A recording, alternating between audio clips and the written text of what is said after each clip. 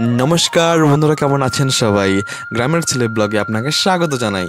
হরে কৃষ্ণ। আমি আপনাদের প্রিয় বন্ধু উজ্জ্বল। তো আজকে চলে এসেছি কোচবিহারের মদন বাড়ি বা বলা চলে মদনমোহন মন্দিরে। তো চলুন বন্ধুরা, এই মন্দিরের সম্পর্কে কিছু ইতিহাস জেনে নেই। এই মন্দিরটি নির্মাণ করেছেন মহারাজা নৃপেন্দ্র নারায়ণ।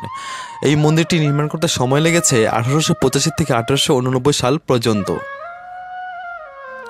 মহারাজা নৃপেন্দ্রনারায়ণ দ্বারা নির্মিত এই মদনমোহন মন্দিরের বিগ্রহ অষ্টধাতুর ও রৌপ্যের সিংহাসন ও নানান স্বর্ণের অলঙ্কারে সুসজ্জিত।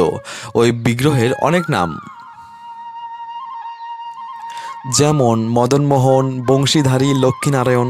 শ্রীকৃষ্ণের 108টি নামের মধ্যে মদনমোহনও রয়েছে, যার অর্থ হলো মদন মানে কাম এবং মোহন মানে মোহিত করা, অর্থাৎ যে কাউকে মোহিত করে তার নাম হচ্ছে মদনমোহন। শ্রী শঙ্করদেবের মতাদর্শন অনুসরণকারী বৈষ্ণবদের মতে শ্রীকৃষ্ণের সাথে রাধারানী পূজিত হন না।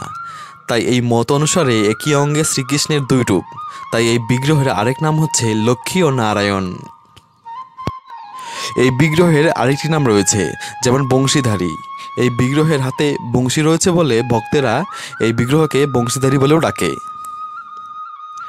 এই মন্দিরে শ্রীকৃষ্ণের পাশাপাশি মা কালী, মা তারা, মা ভবানী, মা অন্নপূর্ণা ও মা মঙ্গলচণ্ডী ও নয়নতারা ও দুর্গা দেবীরও পূজা করা হয়।